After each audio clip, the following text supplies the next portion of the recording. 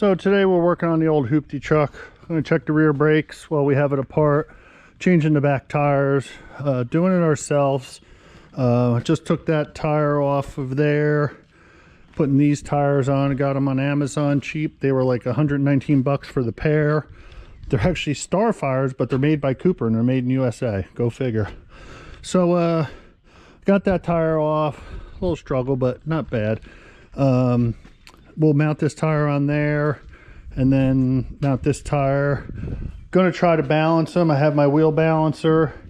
They are rear tires, but these front tires actually need balancing. So from what I understand from my buddy at his tire shop, they're charging $50 a tire now to mount and balance for a tire. So you know, you buy your own tires and it's another $100. So you know, I have this stuff. It's not the easiest, but it saves me $100. So, you know, I can spend an hour doing this for $100. So we'll get this tire on, set it up on our wheel balancer, see what it looks like. I wasn't able to get that center cap off. The bit broke and the screws are, I guess, frozen or something. So don't know, but it is what it is. So this truck, we probably won't rotate the tires. If we rotate them, they'll be left to right. We had to get something with a little bit of tread in the back because we kept getting stuck in the driveway. Yep. Look at this is why. Oh, this is why we need stone in the driveway. She ain't going nowhere. We're just digging in. Ay ay ay, carambas. As you can see, these tires, they're not quite to the wear bars, but they're just like a street tread. They're literally useless in the wet grass. So, all right, we will show you when we get this tire mounted and put it on the balancer.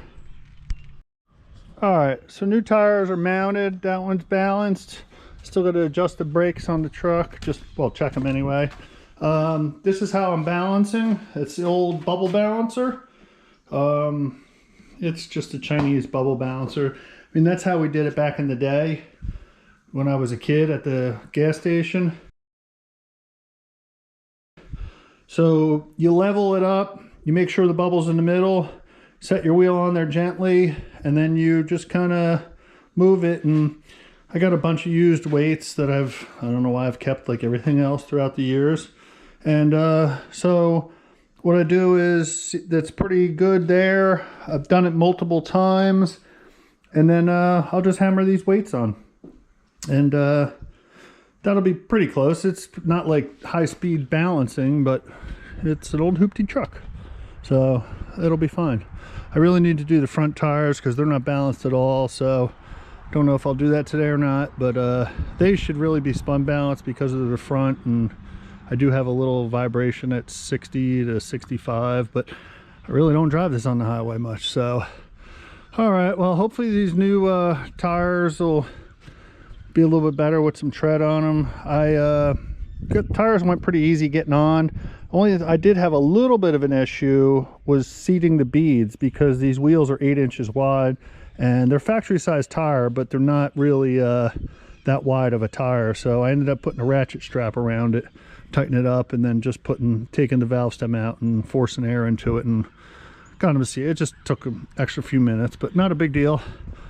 Alrighty, so I think that'll conclude our tire change on the old hoopty truck, and sooner or later we got to put some paint on this.